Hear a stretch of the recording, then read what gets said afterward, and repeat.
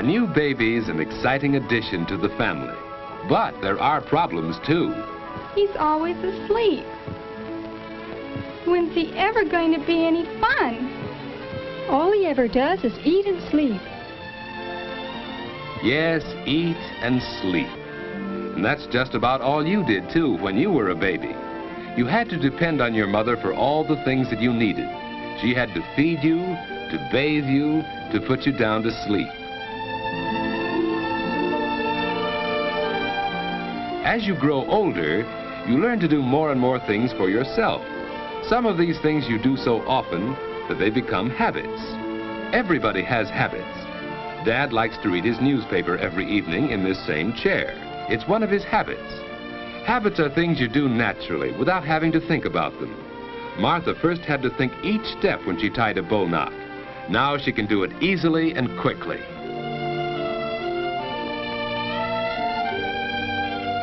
Regular habits make daily living much easier since they help us do things without having to think about them. Some of the habits you learn now may stay with you all your life. All right, children. It's time to get ready for bed. I'm almost through with this chapter, Mother. It's time for bed, Susie. You go right to sleep now. Getting ready for bed at a regular time is one of the most important habits you can learn. A quiet hour or two before bedtime is part of this habit. It makes you feel relaxed and sleepy, ready for bed.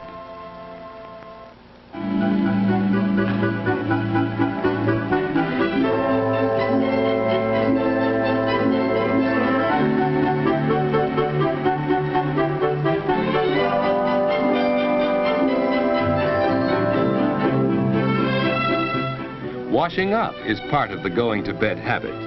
Any regular routine before bedtime helps you feel sleepy. Hanging up your clothes can be part of this routine. They'll air out overnight and be neat for tomorrow. Wearing the right kind of night clothes is important. David's pajamas fit him loosely and don't bind him around the waist. David likes to open his window when it isn't too cold for fresh air, but he's careful not to sleep in a draft. Of course, Martha has her own habits. Instead of opening her window, she gets fresh air by opening her door a bit. Good night, David.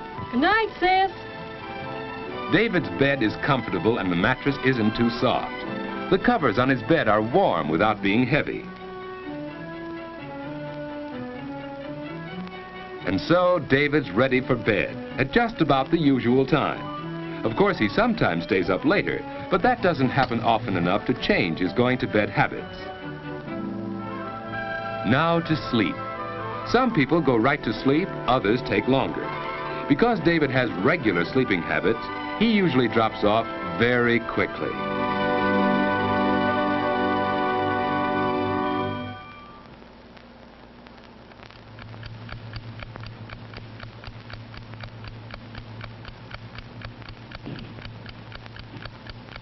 David has probably never stopped to think what a wonderful thing sleep is. In sleep, the muscles of the body are relaxed. It's the most perfect way to relax that we have. Our breathing is slower and deeper when we sleep. The body's temperature is lower. Even the heart beats more slowly. The whole body is resting. To rest all our muscles, we turn in. That's because the brain is resting along with the body, so it's less alert when you sleep.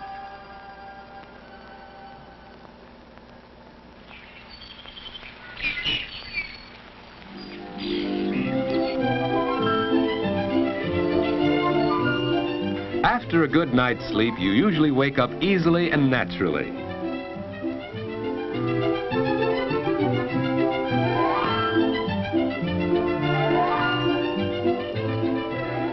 The alarm hasn't rung yet.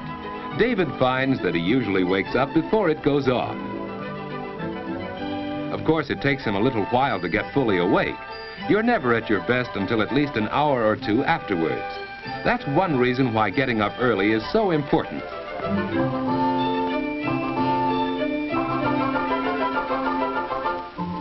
There's plenty of time for breakfast, too. Breakfast is an important meal that shouldn't be missed. If you usually go to bed early enough, you usually wake up early, too. You can start the day in a pleasant, unhurried way. It's more fun for you that way, and more fun for the rest of the family, too. David and Martha enjoy their mornings, and that helps them enjoy the whole day.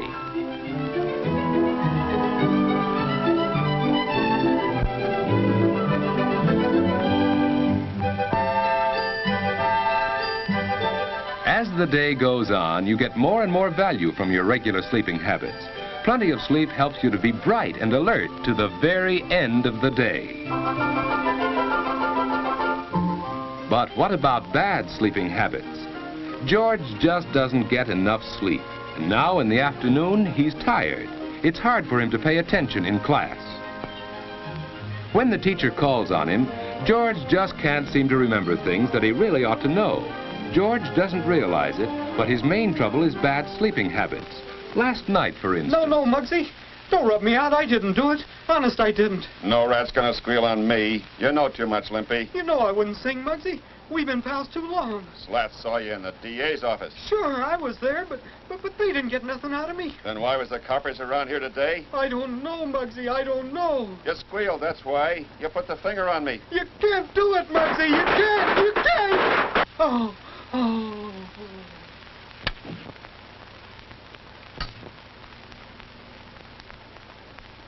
Yes, George has bad sleeping habits.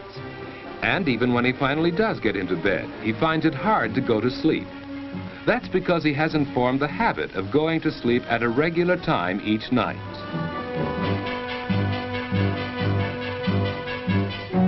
And it's just as hard for him to wake up in the morning. George! George!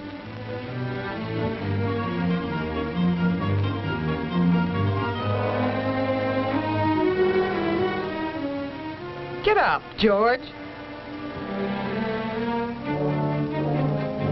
He's still tired because he hasn't had enough sleep.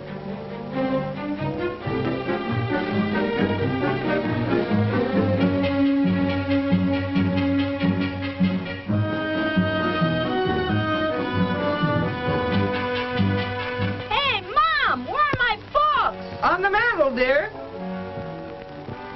George, close the door. The morning starts badly, and the whole day goes badly when you get too little sleep too often.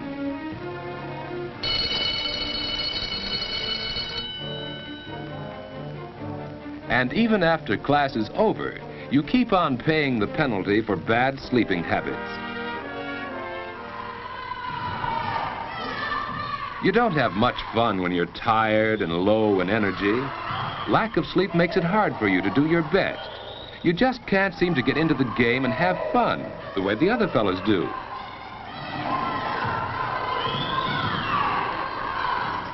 You're irritable and cross, hard to get along with. People don't like you, and you don't like yourself when you're like that. Probably neither David nor George realize how important their sleeping habits are to the way they enjoy their waking hours. Going to bed at a regular time each night makes it easier for you to go right off to sleep instead of lying awake long into the night. You wake up easily and naturally without having to be dragged out of bed. And most important, your day starts right and stays right. Both David and Martha have learned that good sleeping habits help you get the most out of everyday living.